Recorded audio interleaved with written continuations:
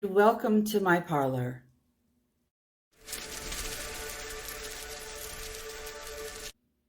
I'm Priscilla Andrews of Prairie Parlor, and welcome again to my parlor. Today, in cooperation with tinypandora.com, I'm bringing you my next project, and it couldn't come on a better day. It is cold, rainy, and windy outside, and even though the leaves are green, you can't get much more fall than it is outside today. So today, I am bringing you this fall Fiesta basket, littered with leaves made of polymer clay and beautiful fall-colored blends. So let's get started and make your own fall Fiesta basket.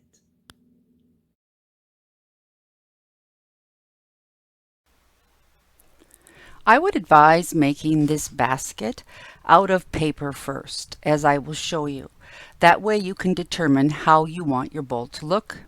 I used the templates from the Beads and Blends kit, and first, a bit of housekeeping. So, let's get started on this beautiful bowl. Measure the inside diameter of the bowl you'll be using and divide that by the number of strips that you would like. This will give you the measurement between the strips. So lay out a strip that will line the inside of your bowl and mark the measurements. I used the largest and the middle size of the Beads and Blends kit. Then you're going to lay your strips down on those pre-measured marks that you had made and determine what angle you want your strips to be at. This process is going to determine whether or not the number of strips you have decided to use is going to work in the size of the bowl that you are using. Then go ahead and lay the second row of strips down in the opposite direction and see how that looks when you're done. If that works, we're going to go ahead. The supplies that we are using is a bunch of fall colors and colors of your choice. There's no right or wrong. You can mix them as you want. We're going to be using an X-Acto knife and your tissue blade. We will also use an extruder with 2 different discs and the bowl of your choice. I ended up using a different bowl than this. You'll be needing leaf molds, and I used the largest and the medium-sized template from the Beads and Blends kit. So make your Skinner blends. No rhyme, no reason, just put colors together and look how they turn out. Now we're going to cut our bowl supports from the Skinner blends. I try to make it set so that I can use each blend at least twice. I also like to arrange the templates so that they begin and end at different places so you can use the same Skinner blend but get a different effect. Now we're going to take our X-Acto knife and cut out the number of templates that you had determined your bowl is going to need. Those blends just look beautiful here. So cut out the templates. I needed 10 of the large size and 10 of the medium size. And when we're done with that, we're going to trim them. I made a brass color combining dark copper and gold and some translucent.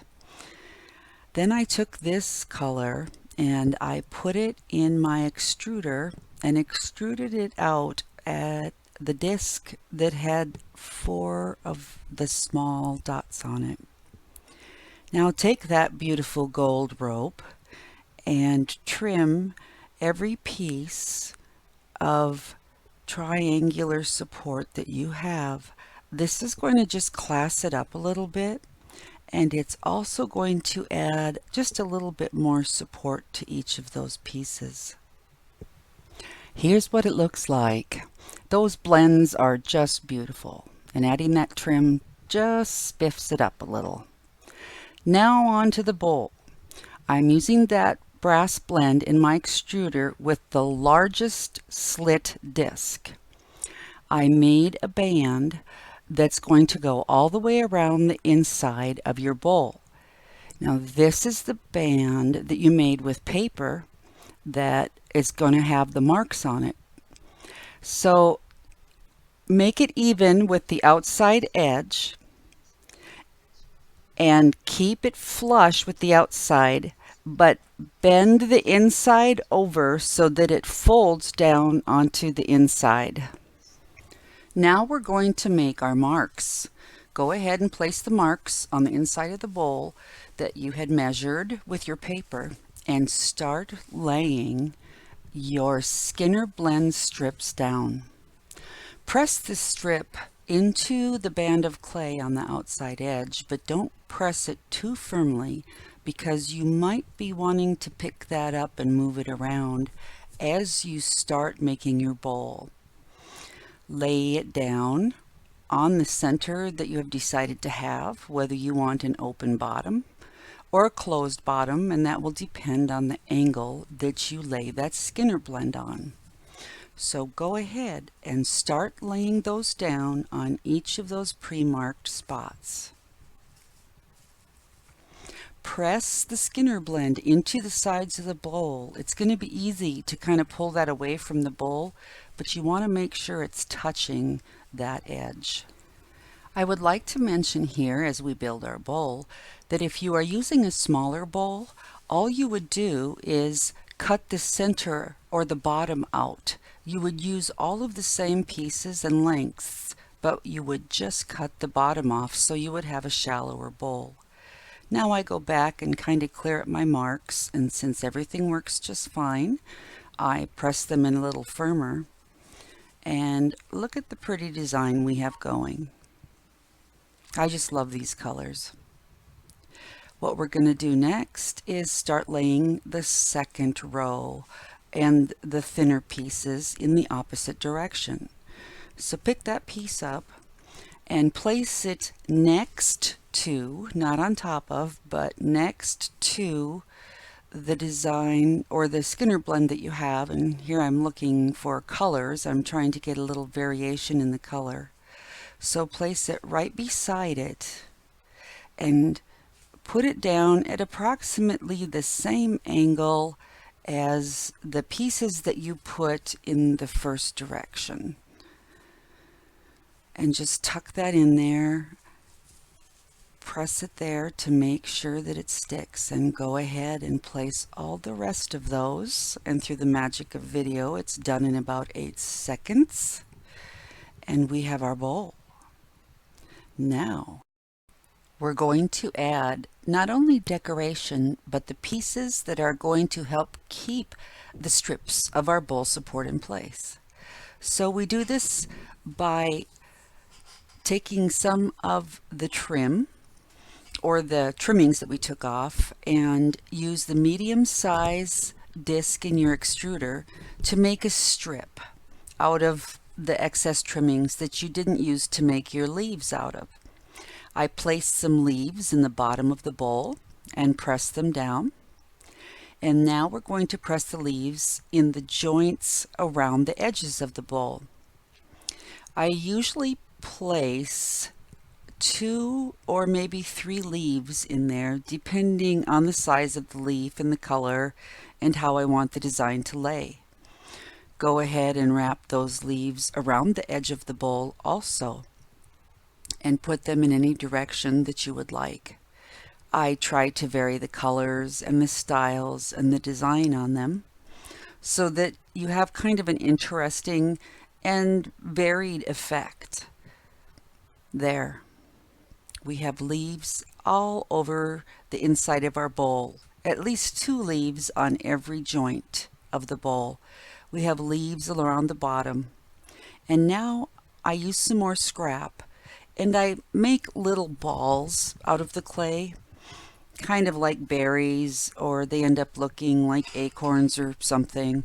But they also help fix some of those joints and those leaves in place, because I put the bead there and then I use my tool, my ball tool, and I just make a little hole in it, and that kind of affixes everything in place.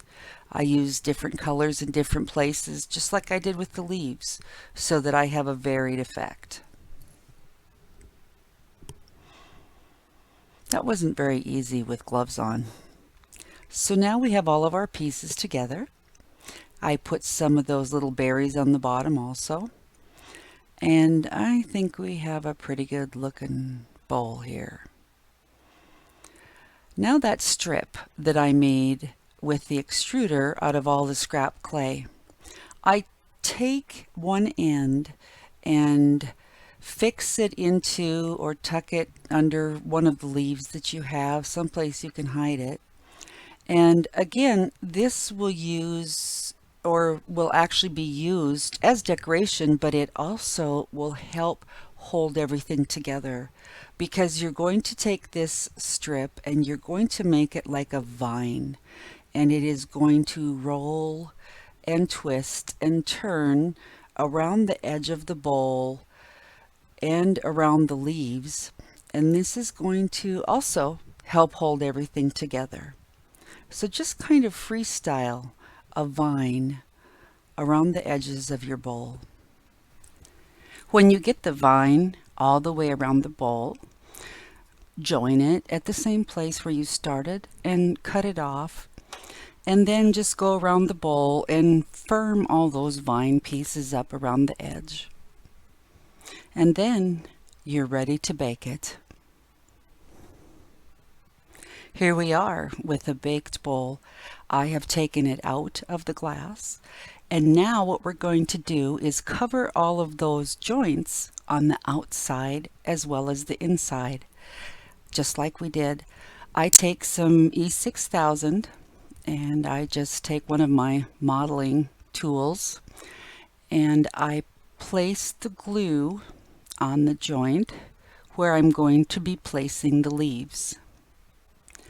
Again, I try to take contrasting colors and styles of the leaves that I have made, and these leaves have been baked, and I place them just underneath the lip of that bowl. And again, we're going to do at least 2 leaves at each joint, and our hope here is just once again to firm the bowl up a little bit more and to add some decoration to the outside. And here we go. It's done. I have added leaves to each of the joints and tried to make complementary colors. One of the things that you can do, if you have the back of a leaf showing on the inside of the bowl and you want to cover it, just take one of your pre-made leaves and add it to the inside there if you really want to cover that up, and then you won't have the backs of any of the leaves showing. Hang on, we're almost done. What we're going to do now is make a base for your bowl. That way your bowl won't rock or be uneven. And this is fairly simple. I take the original bowl and I draw or trace the base of the bowl. In this one, I used scrap clay because it won't show. I take the first biggest one, and then I'm going to use some of the colors that I used in the bowl on the smallest square disc of the extruder, and I'm going to make an outside edge. Now here I have green on the largest piece, which will be closest to the bowl, and then I put an orange twisted edge on the middle piece, and the last piece, which shows, I made out of the same brass colored gold that I used on the rest of the bowl. I also textured this piece a little bit, and you'll see that I stained it and added my own stamp to it. So now we're going to bake it.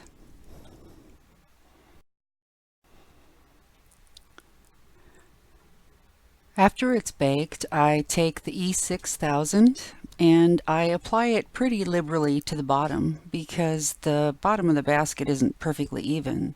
So I place that on the bottom of the basket.